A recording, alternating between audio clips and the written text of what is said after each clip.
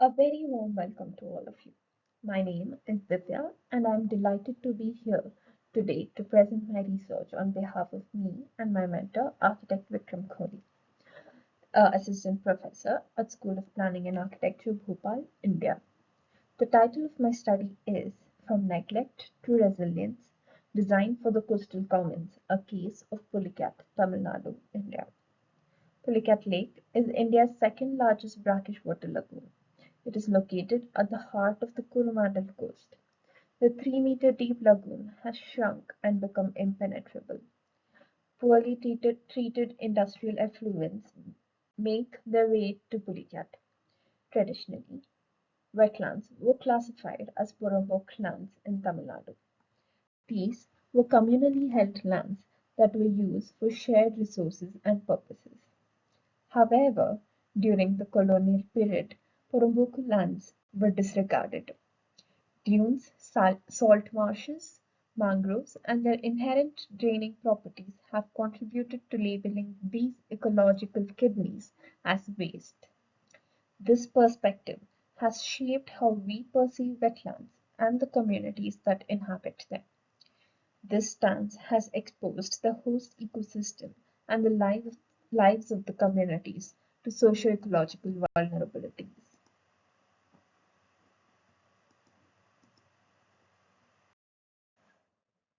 Wetlands have faced significant degradation and encroachment.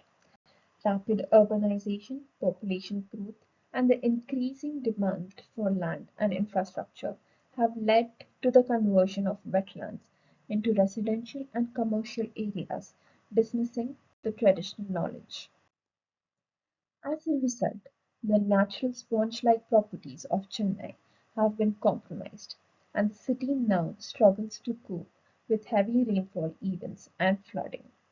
The consequences of the declining wetlands in Chennai are far-reaching. During the monsoon season, the city experiences intense rainfall, which, coupled with the loss of wetlands, leads to water accumulation and flooding in low-lying areas. The declining wetlands in Chennai also pose challenges to the livelihoods of communities that depend on them, which is often overlooked. Fisherfolk and communities engaged in traditional occupations associated with wetland ecosystems have faced significant hardship. The depletion of fish stock, pollution of water bodies, and encroachment on their traditional fishing grounds have impacted their income and way of life. The loss of wetland has disrupted the delicate balance between human communities and the natural environment. This research explores the traditional knowledge and the understanding the traditional communities have developed over time, combining them with modern learning to enable a resilient community. Taking a case of Pulicat town in the outskirts of Chennai, Tamil Nadu. Pulicat is located 45 kilometers north of Chennai and can be described as an island within an island. It lies at the confluence of three different types of water bodies: the Pulicat Lake, the Kosastalaya River, and the ocean, the Bay of Bengal. Owing to this, it is renowned for its bird sanctuary and fisheries. It also has a history that is less known. Its strategic location has attracted rulers and communities throughout history, shaping its heritage and culture. Pulicat was referred in several names in the past, acknowledging its rich biodiversity. For example, Palamangar, referring to its coral reefs, Palavirkadu, referring to the dense mangrove forest. However, today Pulicat is infested with invasive species Prosopis gillifolia. A canal called Buckingham Canal was dug parallel to the coast for the transportation of firewood from these shrubs and other goods to facilitate the construction of today's colonial heritage in Chennai. Ever since, Pulicat has been serving as a backstage to several activities in its neighboring regions. Currently, Pulicat is a fishing village with limited basic amenities scattered across the region. Traditional fisher folk reside in the northern part, while tribal fisher folk and traditional boat builders are found in the south. The community has developed a traditional system called the Padu system to manage the fishery resources. In the Padu system, the lake is divided into several padus, like plots in case of land, and each padu is allotted to a community through a lottery system. Only certain communities are included in this system, and only men are allowed to participate. Bachelors get only half their share.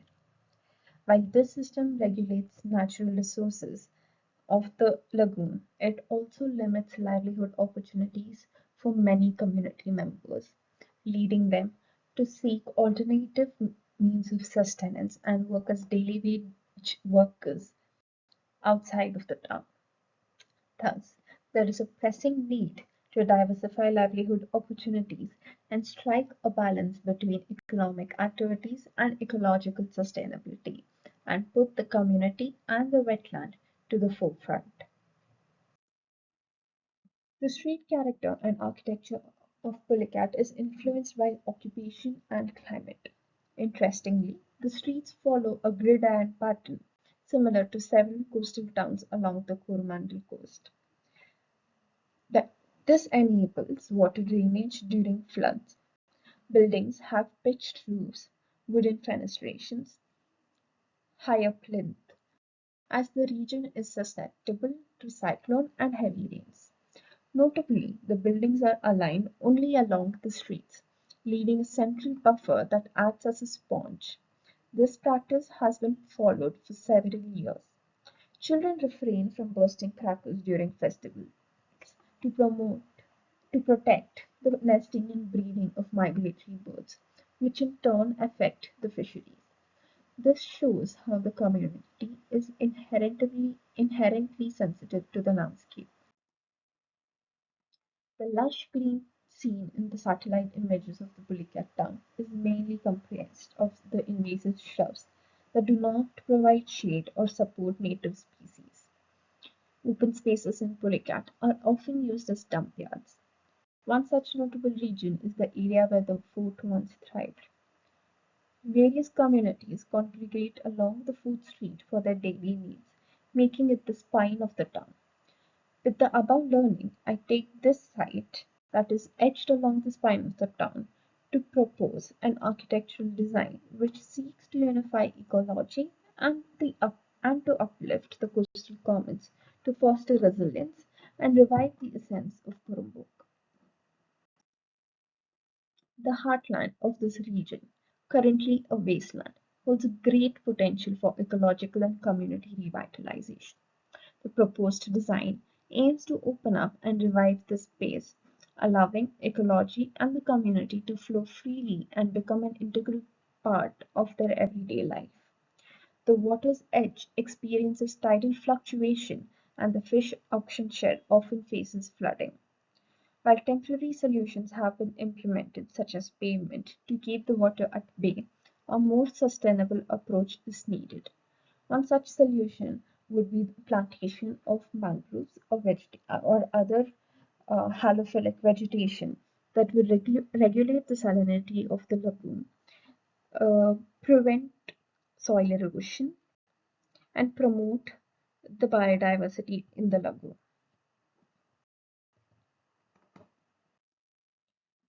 The site's flora and fauna mostly consists of shrubs and a few egrets and crows that are attracted to the waste dumped in the site.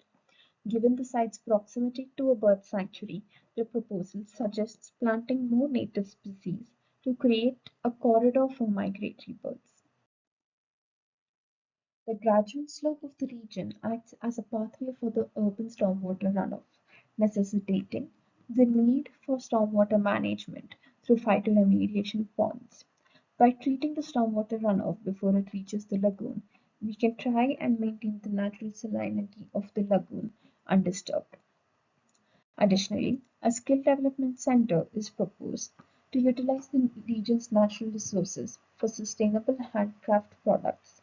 This would help diversify the livelihood opportunities and reduce the stress posed on the water body and avoid overfishing.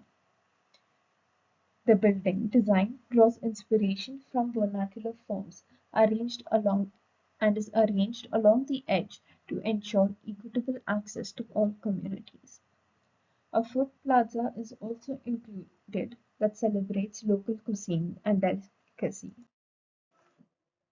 The proposed building incorporates modern learnings while respecting traditional knowledge. The proposal tries to weave ecology and architecture while being sensitive to its surrounding. The building is proposed to be in stilts or to be as a combination of stilt and plinth structure. Courtyards within courtyard is proposed in order to promote social cohesion and blur the boundary between the communities. The site plan also includes several activities to offer a holistic experience of the wetland while creating livelihood opportunities for the community. These activities range from light fishing for visitors to guest houses, elevated mangrove trails, and marshy pathways composed of pebbles. The overall goal is to facilitate resilience by striking a balance between communities' need and the ecological sustenance of wetland while promoting sensitive tourism.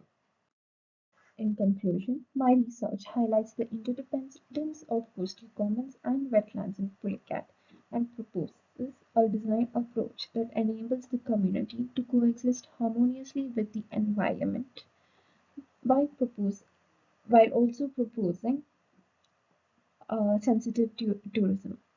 By reviving the neglected Purumbo clans and embracing sustainable strategies, we can foster resilience, empower the community, and bring the Purumbo clans back to the forefront and create livable cities that respect both people and the planet.